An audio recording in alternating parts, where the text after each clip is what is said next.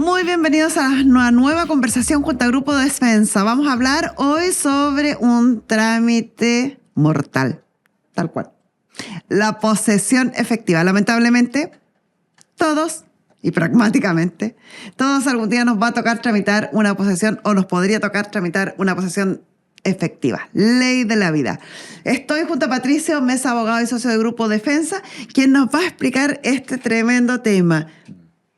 Bien estoica, pero es ley de la vida nomás. Es ley de la vida y yo creo que todo el mundo conoce un poco lo que es la palabra posesión efectiva, Sí. porque tal como tú señalas, a todos en algún momento les ha tocado o les va a tocar tramitar una posesión efectiva, generalmente la intestada en el registro civil. Entonces es un tema que además produce muchos dolores de cabeza a las personas. Sí, porque yo creo que es por falta de información. Sí. Y después que vean este podcast van a quedar, pero peritos en posesiones efectivas. Esa es la idea. ¿Qué es la posesión efectiva?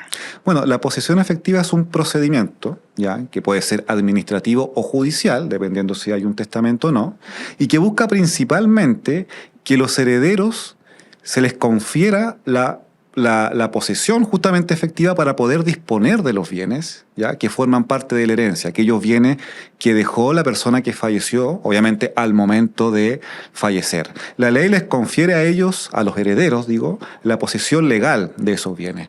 Pero si es que no realizan la posesión efectiva, no pueden disponer de esos bienes, por ejemplo, enajenarlo a través de una venta, ¿no es cierto?, alguno de los bienes de la herencia, y por lo tanto se torna justamente en un trámite esencial, porque o si no, los herederos no van a poder hacer nada, básicamente, con esos bienes. Entonces, En términos simples, es la forma en que los herederos de una persona se hacen dueños o entran en posesión Claro. de los bienes de la persona fallecida. exactamente. Si yo quiero heredar a mi padre, tengo que hacer la posesión efectiva de mi padre. Sí. Si quiero heredar a mi papá, lo mismo. Si quiero heredar a un tío y me corresponde, a lo mejor no tenía hijos, a lo mejor no tenía otros herederos, Claro. también puede realizar la posesión efectiva. Sí. ¿Quiénes pueden realizarla y dónde se realiza?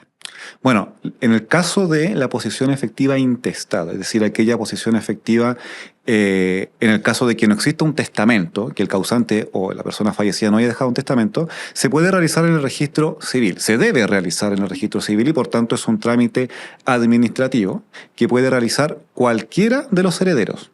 No tienen que ser todos o uno en particular, puede ser cualquiera de los Ni todos herederos. en conjunto, ni uno, ni el mayor, ni el menor, cualquiera Ni el de los menor. herederos. Si son 3 hermanos, por ejemplo, cualquiera de los ellos. hermanos puede iniciarlo.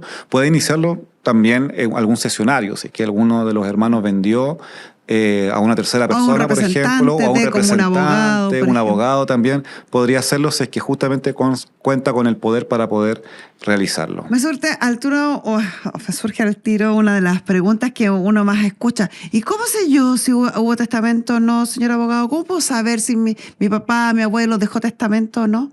Bueno, existe un registro, ¿no es cierto? Existe un registro que lleva el registro civil, justamente un registro nacional de testamento, ¿ya? Así como también un registro de posesiones efectivas que lleva el mismo instituto. Entonces, si uno tiene la duda de si existe un testamento, bueno, puede acercarse justamente a una de la oficina o bien va a hacerlo por internet y buscar a través de ese registro si es que existe un testamento, porque por supuesto va a cambiar obviamente la forma de poder iniciar de tramitar Ahora, este si tema. la persona no ha fallecido aún, no va a poder saber, porque Claro. el acto de testar es un acto secreto que no merece publicidad. Exacto. Pero tal cual como estás indicando, Patricio, es importante recalcarlo, no se preocupe, porque cuando vaya a ingresar certificado de difusión, el ingreso de la posesión efectiva, por el RUT simplemente van a decir, aquí hay un testamento. Sí.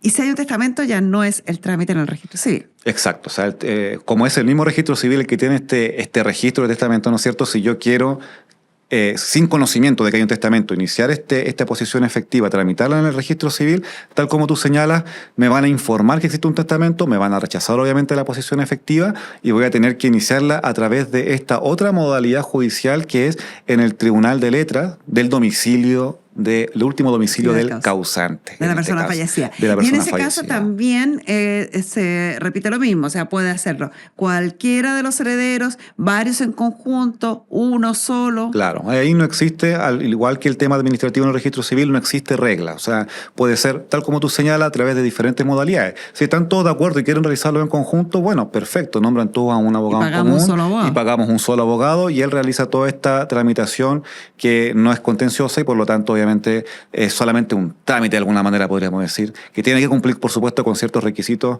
de admisibilidad, entregar cierto tipo de antecedentes, qué sé yo, pero es un trámite que se realiza ante el juez de letras y que al final la posición efectiva se va a contener en la sentencia que en definitiva dicte este tribunal. Ahora, es en ese lugar donde puede ocurrir este acto medio cinematográfico, donde el juez abre el testamento y lo lee delante de los herederos. Sí. Es la única instancia en nuestro país que se va a parecer a alguna escena de alguna película. De películas, dibujos animados, he visto tantas, sobre todo en Estados Unidos, que esto pasa mucho, ¿no es cierto?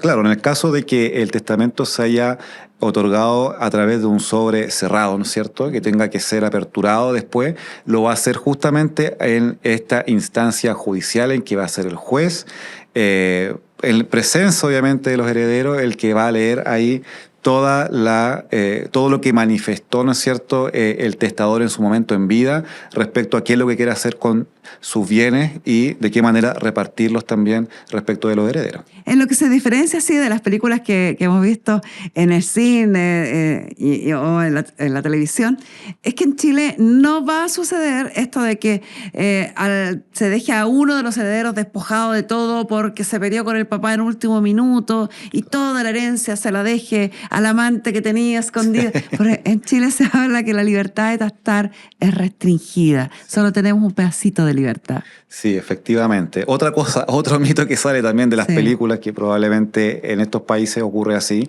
acá no es tan así, ¿no es cierto? No existe libertad amplia, sino que libertad restringida. Existen también ciertos herederos, que son los llamados herederos forzosos, ¿no es cierto? Y que por lo tanto la ley no puede prescindir de ellos al momento de que se distribuyan justamente estos bienes de la herencia del causante. Y por lo tanto, al momento de testar, él sí o sí va a tener que respetar primero a los herederos forzosos y 50% del patrimonio que pasó a la sucesión va a ir justamente a estos herederos forzosos. Y por lo tanto, sobre esos 50% no va a poder disponer a través de un testamento. Y si lo dispuso, uno tiene la acción de reforma del testamento para que esto sea modificado y vuelva a ser hasta acorde con lo que dispone la ley. Exactamente. Solo un 25% es lo que llamamos de libre disposición, es lo que podemos dejarle al amante, a la fundación, al amigo, al perrito, a quien queramos. Efectivamente, o sea, un 50% para los forzosos, otro 25% que tú señalas que es de libre disposición y otro 25% que ahí él puede repartir de la manera que quiere entre los herederos forzosos, pero ahí ya tiene algo más de libertad. El problema es que está restringida justamente a esos herederos forzosos. Ya. Sabemos cómo hacerla si hay un testamento.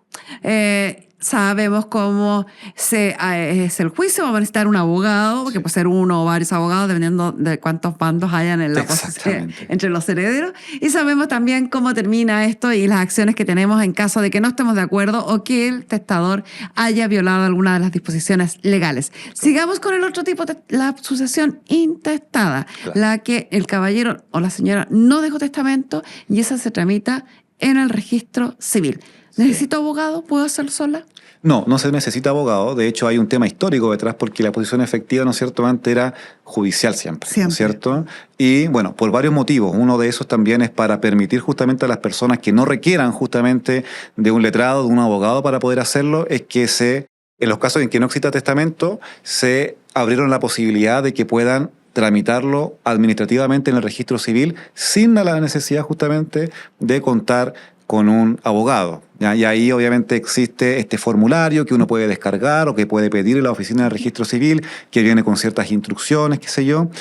Nombre de los herederos, relación con el fallecido. Claro. Después viene inventario, bienes muebles, bienes inmuebles. Exacto. La gente se pregunta, ¿cómo voy a saber yo cuántas casas tenía, dónde tenía dinero, dónde habían bienes, qué bienes habían? Sí.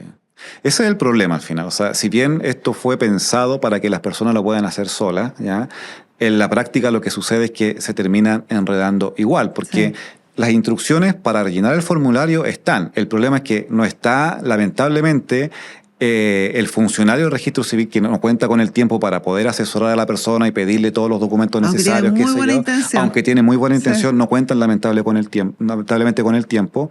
Y existen justamente aparejado a este formulario que se tiene que llenar una serie de documentos que los herederos tienen que pedir, ya sea en el conservador de bienes raíces, en el mismo registro civil en el caso de que existan vehículos, AFP, banco, etcétera, para poder justamente ir rellenando este formulario a partir de esos documentos. Pero, ¿qué documentos son? ¿Dónde tengo que pedirlos? ¿Qué sé yo? Eso no siempre está claro y por lo mismo es que muchas veces requieren de la ayuda de un abogado, si bien no la necesitan, porque por ley obviamente pueden hacerlo solos, pero la requieren lamentablemente para que los asesores justamente en este tipo de cosas. Yo les aconsejaría que siempre que estemos hablando de un inventario amplio, donde cuando hay casas, propiedades, vehículos, dineros, contraten un abogado, porque finalmente ese ahorro les puede salir muy caro. Sí, les puede salir muy caro.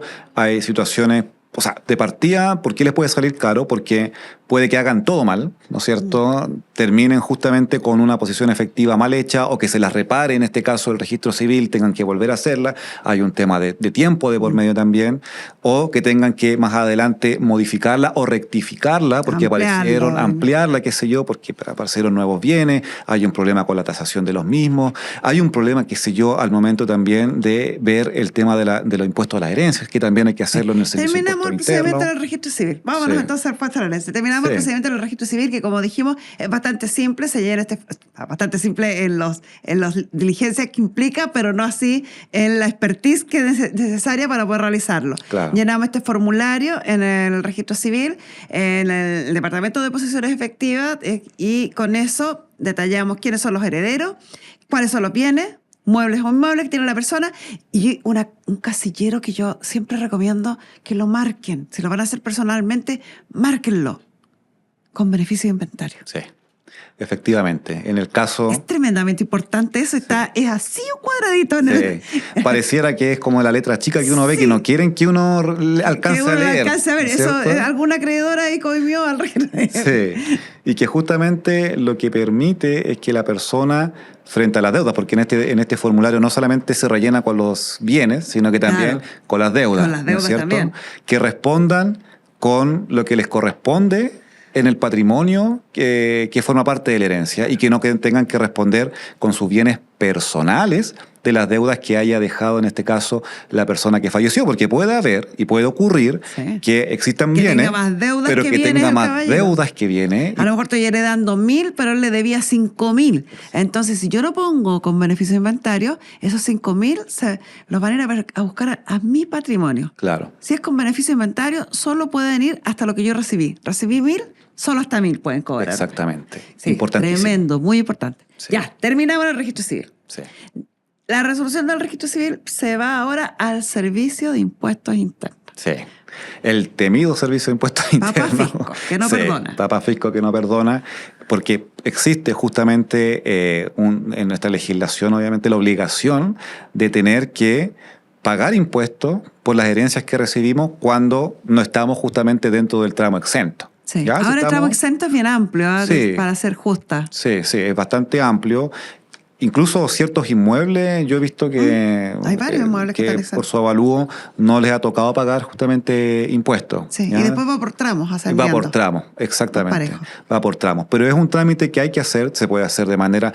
se me olvidó también agregar, en el caso del registro civil, lo pueden hacer de manera presencial, pero también lo pueden hacer de manera online. O sea, también está la plataforma para eso. Y en el caso del Servicio de Impuesto Interno es lo mismo, ¿ya? Puedo hacerlo presencialmente en la oficina del Servicio de Impuesto Interno o también a través de una página web que, bueno, yo como abogado la considero bastante amigable, no una persona que no lo sea, pero que permite justamente a partir de ahí ir, rellenando también una especie de formulario del Servicio de Impuestos Internos y en ese instante va a ser el servicio el que va a responder, no en el instante, pero casi en muy corto plazo va a hacer el cálculo y va a determinar si es que está exento y si es que no lo está, cuánto es el impuesto que hay que pagar. Sí, cuando hay que pagar el fisco es bien ágil en decirte cuánto es lo que tienes que pagar. Sí. Ya tenemos el pago, tenemos ya el trámite frente al Servicio de Impuestos Internos. De ahí nos vamos al... Conservador. Conservador de Sí, claro. En el caso de la que generalmente ocurre, y por eso es que muchas veces los herederos realizan estos trámites porque hay un inmueble, ¿no es cierto? Que el bien, ¿no es cierto?, más preciado por nosotros los chilenos, ¿no es cierto? Y por lo tanto, claro, tenemos que pasar por este primer trámite que tú señalas en el registro civil, el segundo, pagar el impuesto correspondiente si es que procede, y tercero, ya inscribir ya esta posesión efectiva una vez habiendo pasado por los 2 trámites anteriores en el conservador de bienes raíces del lugar en que se encuentra en este caso el inmueble, ¿no es O los cierto? inmuebles. O los inmuebles también. Y ahí en ese minuto también es sumamente importante porque si hay algún trámite que yo hice mal, porque me estaba acordando de lo que contaste o nos explicaste al principio, por ejemplo, en el registro civil, puede que el conservador me rechace esa inscripción Sí. y retrocedamos hasta foja 1, como Sí. decimos los abogados, para revisar todas las anotaciones que se hicieron antes. Sí, efectivamente, porque el conservador tiene las facultades legales también de realizar, en este Y no caso, son pocos los rechazos que no hace. son pocos los rechazos por admisibilidad de forma muchas veces, en que hay algo que estuvo mal escrito, algo que no coloqué bien en el formulario y que al final termina en la última etapa, después de quizás 2 o 3 meses de haber tramitado estas 2 cosas, en que Empecemos de nuevo. empezar de nuevo, gastar tiempo, seguir con el tema del abogado. Entonces, por eso es importante la asesoría con un abogado en estos casos, porque no estamos hablando de cualquier bien. Estamos hablando de un bien inmueble. Quieren quizás venderlo ellos después y por lo tanto van a necesitar inscribir esta posesión efectiva y después la especial de herencia, ¿no es cierto? La inscripción especial de herencia en el conservador de bienes raíces para poder disponer de este bien. Pero si no hacen las cosas desde el inicio bien, obviamente van a tener problemas que pueden incluso provocar que no puedan cumplir con una promesa de compraventa que hayan firmado Y que anteriormente. tengan que pagar una multa. Y que tengan que pagarle una multa al futuro comprador en ese caso.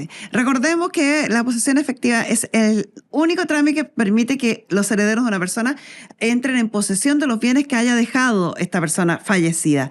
Y esto no solamente debe hacerse cuando haya bienes, porque también debe hacerse este trámite incluso cuando no hay ningún bien, que pareciera necesario, no sé cuándo lo vamos a ocupar, pero se puede realizar aunque no haya ningún bien en el inventario, ¿no? Sí, efectivamente, se puede realizar. En algunos casos, bueno, se va a pedir, son pocas las situaciones que uno se imagina o se visualiza, ¿no es cierto? Pero por lo menos existe la posibilidad, uno puede rellenar el formulario y el Servicio de Impuestos Internos va a conceder justamente la posesión efectiva con lo que haya, pero la va a conceder. Sí. Ya, redondeando. 2 posesiones efectivas, testada, intestada. Claro. Testada en el Tribunal Civil, del último domicilio que tuvo el causante. Claro. La intestada en el registro civil. La intestada no necesita abogado. La testada necesita abogado. No necesita abogado, pero lo recomendamos. Sí. Porque si hay bienes en el inventario importantes, puede correr el riesgo de arriesgarlos, valga la redundancia, si es que realiza en forma incorrecta el trámite. Terminamos en el registro civil, Servicio de Impuestos Internos para el cálculo de impuesto a la renta o las buenas noticias de que esté exceptuado de pago. Y finalmente culmina con la inscripción en el conservador de bienes raíces, las inscripciones que correspondan, las 2. Y en ese minuto entran todos los herederos en posesión de los bienes del causante. Efectivamente, ya pudiendo disponer de los mismos. No deje pasar mucho tiempo, mientras más tiempo, más complejo. Exactamente. Muchas gracias, Patricio, por esta tremenda información, por esta grata conversación y una enseñanza más para nuestros seguidores de los POD de Grupo Defensa. Chao.